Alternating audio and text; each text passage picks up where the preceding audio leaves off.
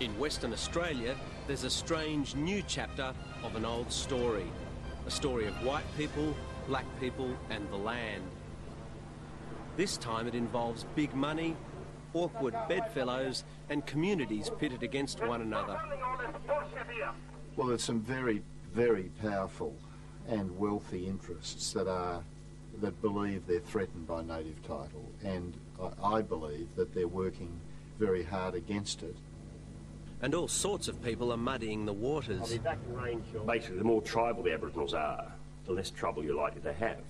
The problem really is greedy half-castes and greedy lawyers. Others see tantalising opportunities. It's sitting down with mining companies and working out how much exploration money have they got, and you've got to be quick on the tape. Tonight on Four Corners, the mysterious funding of native title claims in remote parts of Western Australia, where some of the loudest critics of native title are actually setting up native title claims.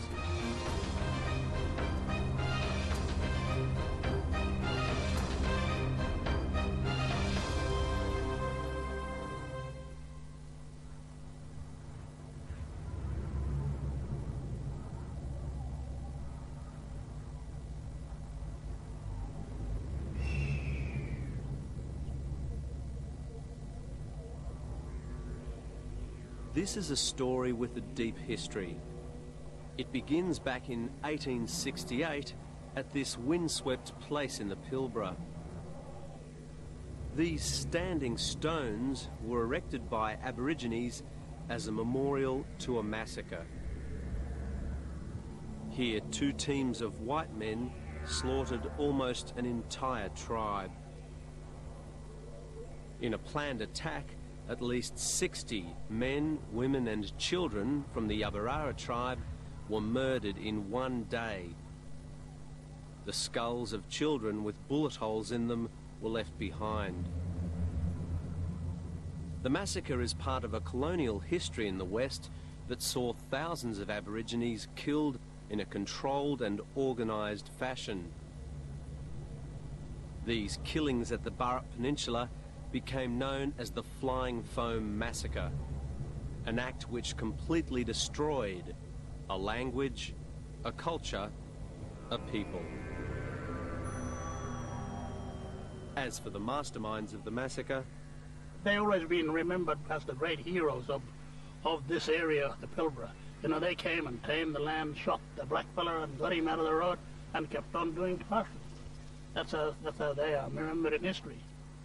And some of them got names in our town over the Whitnell, for instance. He's got a street named after him.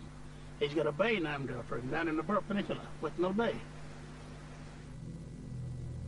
Things didn't get a whole lot better for the Aborigines of the Pilbara.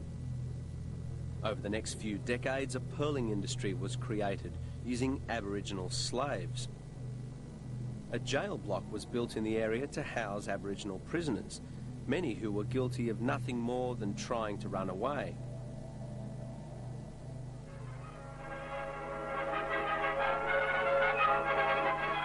Whoa, whoa! Hold him! Whoa, he's thrown again!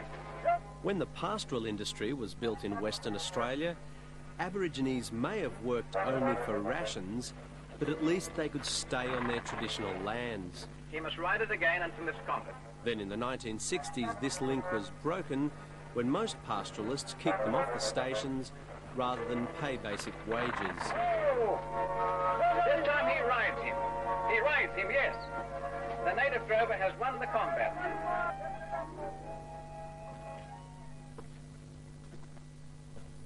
Ron Mills was born at Mulga Downs Station, then owned by the mining magnate Lang Hancock. Like hundreds of others, his dad worked for years, 7 days a week, 12 months a year. I asked my old man one day, why do you live in a place like this when you're not getting paid for all the work you did? And he said to me, I can't leave here, son. This is my traditional land. This is where my law is. I've got to stop here to look after the country. Robert Bunner was born on a local station where his father worked, also for no pay, for almost 40 years. My dad used to say, well, you know, this is our country, but don't you tell the white man, he owns it now. But this is really our country. Why would it be dangerous, though, to tell a white man this is your spirit country? Those days, my dad never got any money, never got paid. There was food rations. If you talked out, if you rebelled, certain things will start going missing out of your rations that you're supposed to be getting every week. My father worked on Karratha Station, and he lived there with his wife and his children, and he worked very, very hard on the station. They were slaves. That's who they believed they were. They were slaves. And even as a child, with my father working on the station, I still believe that that's what he was.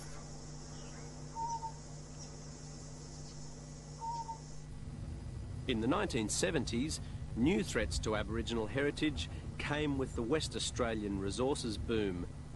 The resource mega-rich Burrup Peninsula was particularly affected. In the 80s, Woodside Energy built the massive Northwest Shelf gas project on the peninsula.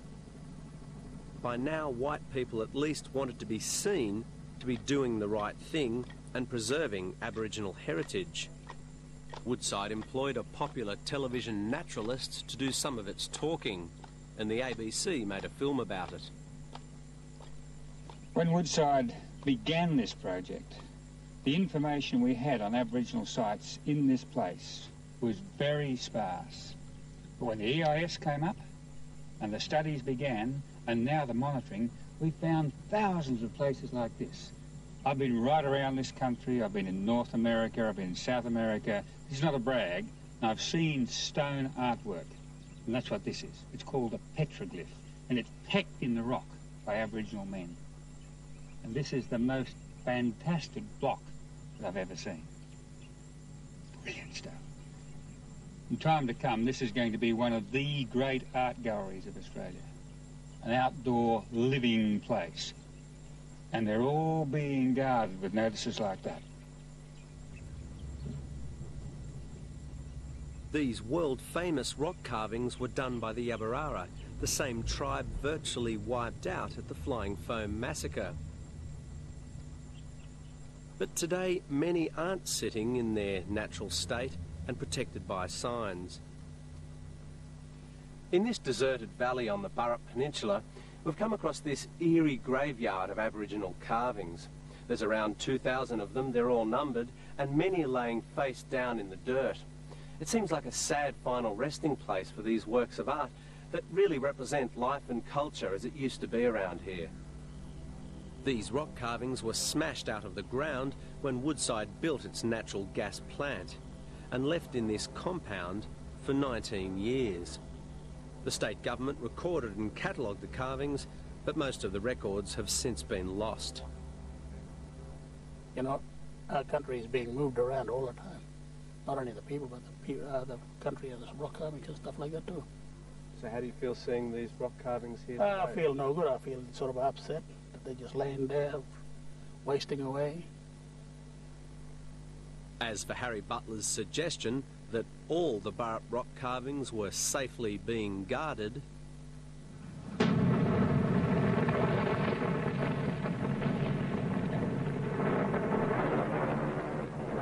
Woodside would not be interviewed for this program, but in a written statement confirmed that sites and engravings that could not be moved were recorded and then destroyed. A company spokesperson said some carvings were probably used as base for the plant, i.e. the bedrock.